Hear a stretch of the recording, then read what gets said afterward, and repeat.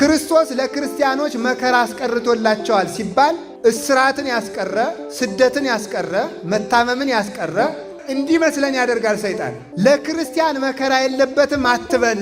ክርስቲያን ለምን ይሰቃያል? ክርስቲያን ለምን ይታመማል?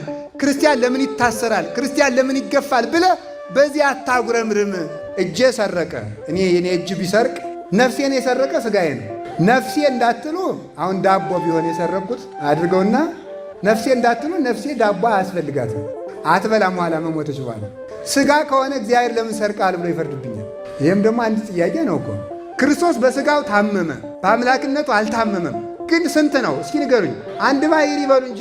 ዓይናችሁ የነፍሳችሁ ነው የሥጋችሁ ነው? ዓይኔ ነው የምትሉ የሥጋ ዓይን ነው የምትሉ? በሉ ንገሩኝ። ቅጩ አቤት። ስለዚህ የሥጋችሁ ዓይን ካልሆነ ጥያቄ ንገራችሁ።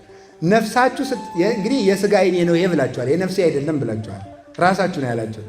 ይሄ የሥጋችሁ ዓይን ነው የነፍሳችሁ ዓይን ካልሆነ፣ ለምሳሌ ጌታ እንዲህ ብሏል፣ ሴትን አይቶ የተመኘ አመነዘረ ይፈረድበታል ይላል። አይቶ የተመኘ። አሁን በነፍሳችሁ ዓይን ነው በዚህኛው ዓይን ነው የምታዩ ሴት? ንገሩኝ እንጂ በየትኛው ዓይን ነው የምታየው? በዚህኛው ዓይን የምታዩ ከሆነ ታዲያ ነፍስ ለምን ይፈረድባታል? እግዚአብሔር በነፍስ ያለ አግባብ ፈርዶባታል ማለት ነው። ምክንያቱም ነፍስ አላየችም። ዓይኑ አንድ ዓይን ነው አትሉም እንዴ? የአንድ የሰው ዓይን ነው። የነፍሴ ዓይን የሥጋ ዓይን አይደለም። ይሄ የአንድ የገብረ ሥላሴ ዓይን የወለተ ማርያም ዓይን ነው የሚባለው እንጂ ይሄኛው የሥጋ ዓይን ይሄኛው የነፍስ የሚባል የለም። ሁሉም የአንድ ሰው ዓይን። እስቲ የአንድ ሰው ዓይን በሉ ንገሩኝ እንጂ። አዎ። ስለዚህ ተመልከቱ። አሁን በእናንተና አሁን እጄ ሰረቀ፣ የኔ እጅ ቢሰርቅ ነፍሴን የሰረቀ ሥጋዬ ነው።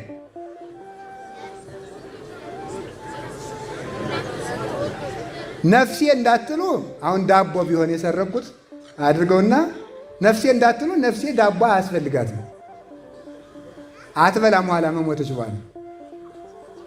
ታዲያ ማን የሰረቀ? ሥጋ ነው አይደል? ሥጋ ከሆነ እግዚአብሔር ለምን ሰርቃል ብሎ ይፈርድብኛል? ይህም ደግሞ አንድ ጥያቄ ነው እኮ። አንድ አካል ነው አትሉም እናንተ ሰዎች? አንድ አካል በሉ እንጂ። ምን አላችሁኝ? አንድ አካል ነው ማለት። ለምን መሰላችሁ? አሁን አንድ ጥሩ ወጥ ሰርተን ሽታው ሲሸተን ደስ ይለናል። ይሄ ሥጋን የሚያሸተው ነፍስ ነው። ነፍስ ነው ካላችሁ በዚሁ አፍንጫ ነው የምታሸቱት አይደል? ሥጋ ነው ካላችሁ ደግሞ ሰውየው ከሞተ በኋላ እስቲ ጥሩ ወጥ ስሩና ይሸተው እንደሆነ ማን ነው ታዲያ የሚያሸተው? እስኪ ንገሩ።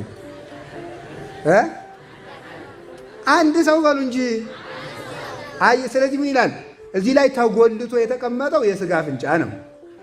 ሽታውን ግን የምታጣጥመው ማናት?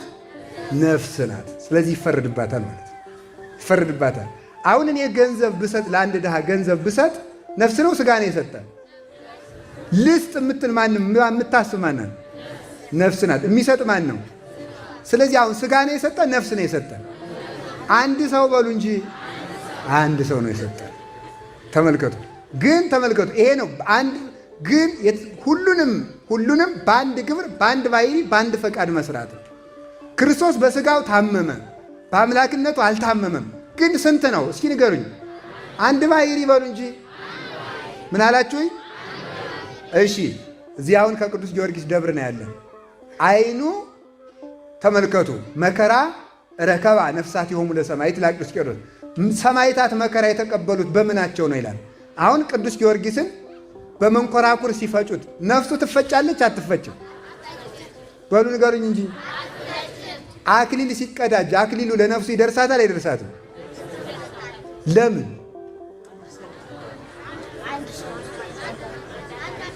ዝም ብላችሁ አንድ አካል ትላለች? ለምን? አይውላችሁ ህመሙ የሚሰማት ማን ናት? ነፍስ ናት። አሁን የሞተን ሰው እጅ እግሩ ቢቆራረጥ ያማል አያመውም? ስለዚህ የህመም ስሜት የማን ነው? መታመም ሳይ ማን ነው ደግሞ? የሥጋ ነው። ነገር ግን ስንት ሰው ነው? አንድ ሰው ነው ማለት። መፍራት የማን ነው? የነፍስ ነው የሥጋ? ለምሳሌ አንድ ቀን ልንገራችሁ። አሁን አንድ ሰው መጥቶ አያድርገውና በጆሮአችሁ ጥይት ቢተኩስ፣ እዚህ አካባቢ እንዲሁም ጥይት ተለምዷል መሰል እንዳይተኮስ ደግሞ። ስለዚህ አንድ ሰው በጆሮአችሁ ቢተኩስ የምትፈራ ነፍሳችሁ ነው ሥጋችሁ? ሰው ከሞተ በኋላ እዚህ ቢተኮስበት ይሰማል? ስለዚህ በነፍስ ግን ሰውየው ስንት ሰው ነው?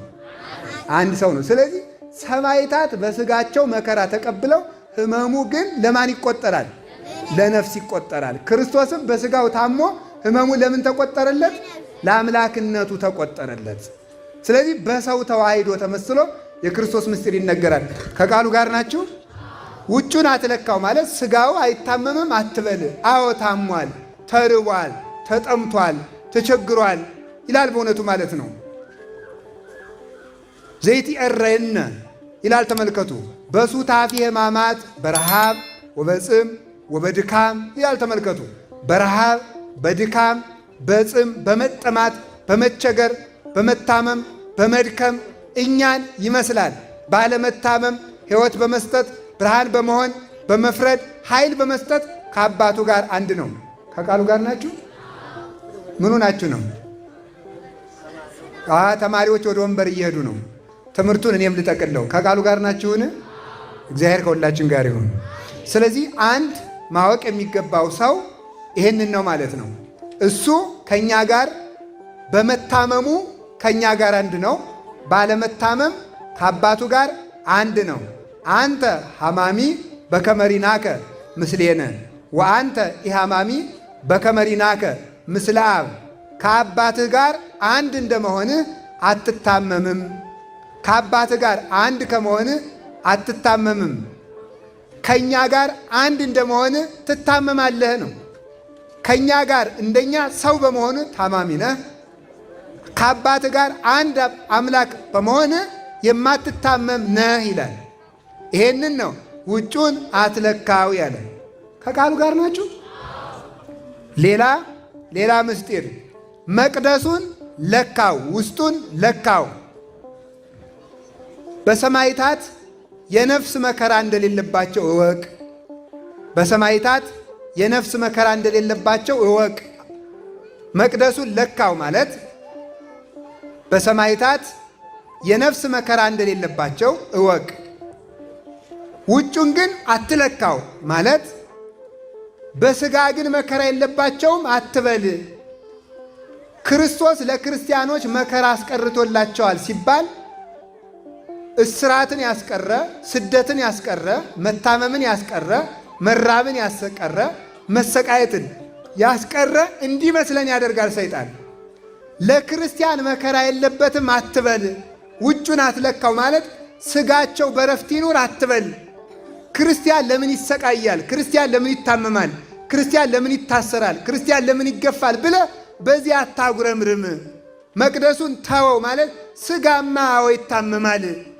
ለምን ክርስቶስን መስሎ መታመም አለበት? ለክርስቲያን መከራ የለበትም የምትል አትሆን። ውስጡን ለካው። አዎ የክርስቲያን ነፍሱ መከራ የለባትም። ውጩን አትለካው። ሥጋው ግን መከራ አይቀርለትም። ክርስቲያን ማለት ክርስቶሳዊ ከሆነ ክርስቶስ ተሰቅሎ በሰራት ቤተ ክርስቲያን እየኖረ ያለ መከራ አክሊል የሚቀበል ክርስቲያን አይኖርም። ስለዚህ መከራ አልባ ክርስትና የሚሰብኩልህን አትቀበል ሲል ውጩን አትለካዋል። አትጹም፣ አትጸልይ፣ አይብረድህ፣ ክርስቶስ ዋጋ ከፍሎልሃል፣ አንተ አትልፋ፣ አትድከም የሚሉን ሰዎች አትቀበል፣ ሥጋ ይረፍ የሚሉትን አትቀበል ለማለት ውጩን አትለካው አለ። ከቃሉ ጋር ናችሁ? ውስጡን መቅደሱን ለካው። ሌላ ትርጉም ደግሞ መቅደሱን ለካው ምን ማለት ነው? አሕዛብ ሃይማኖት የሌላቸው ሰዎች መንግሥተ ሰማያት እንደማይገቡ እወቅ ማለት ነው። መንግሥተ ሰማያት አንዳንድ ሰው አለ ብቻ ዋናው የትም ሆነ መልካም ሥራ እንጂ በየትኛውም ሃይማኖት ብትኖር ችግር የለም ይላል አንዳንድ ሰው። ቆይ እንገራችሁ አላችሁ። በጣም አሁን አንድ ጥያቄ ልጠይቅ ነው። በእጄ ያስኩትን ነገር ገምቱ። ውስጥ ነው። አቤት ስልክ፣ እሺ፣ ወረቀት 2000፣ መጽሐፍ 3000፣ መስቀል 4 እሺ፣ እስክብሪቶ 5 እሺ፣ አቤት ምንድን አላችሁ? ስልክ እሺ፣ መነጽር እሺ፣ 7 ሆነ አይደል? ደግሞ ምን አላችሁ? ባዶ እሺ፣ ሌላ መታወቂያ እሺ፣ 8 እሺ፣ ባዶ 9 እሺ፣ ሌላ አቤት ብር አይ መነኩሴ ብር በኪሱ አይዝም። እሺ የመነኩሴ ገንዘብ ምዕመናን ናቸው። እሺ ሌላ ላይተር ኦሬ ስላሴ ያለ እሺ ተዋሳቅ አታብዙ። በጣም ጥሩ። እውነቱ ግን ስንት ነው? አቤት ንገሩኝ እንጂ። አዎ እውነቱ ይሄ ነው። አዎ ምንድን ሆነ? መስቀል ነው። ሰዎች ስለ አንድ ነገር ብዙ ነገር ይናገራሉ። እውነቱ ግን ስንት ይሆናል? አንድ ይሆናል። ሰዎች የተለያየ ሃይማኖት መስርተናል ይላሉ። ስንት ትክክለኛ ሃይማኖት ይኖራል? አንድ ነው የሚሆነው ማለት ነው። አንድ ሰውዬ ገብረ ስላሴ ይባላል ወይም ኃይለ ማርያም ነው። እዚያ ማዶ አይተን አንዱ ወልደ ኪሮስ ነው ይላል፣ አንዱ ደግሞ ገብረ ሚካኤል ነው ይላል፣ አንዱ ደግሞ ወልደ አረጋዊ ነው ይላል፣ አንዱ ወልደ ተክለ ሃይማኖት ይላል። እውነቱ ግን ስንት ነው? አዎ የሚያድን ሃይማኖት አንድ ነው። ሁሉም ይድናል፣ ዋናው ብቻ የትም መልካም ስራ የሚል እንዳትታለሉ። ይህን ነው የማያምን ሰው መንግሥተ ሰማያት የሚገባ አይምሰልህ ማለት ነው። ሁሉም ይድናል። እግዚአብሔር እንደው አይጨክንም። መሪ ይጨክናል? እግዚአብሔር አይጨክንም። ይህን ሰው ሁሉ ፈጥሮ እንዲሁ እሳት ሊማግደው ይላል አንዳንድ ሰው። ያሽረው እንጂ እግዚአብሔር ፈራጅ ነው እኮ፣ እውነተኛ ዳኛ ነው። እንደዚያ ከሆነ ልብ ብላችሁ ስሙ። ምን ማለት ነው? እንደዚያ ከሆነ ወንጀለኛ ሰዎች በምድር ሊፈረድባቸው አይገባማ።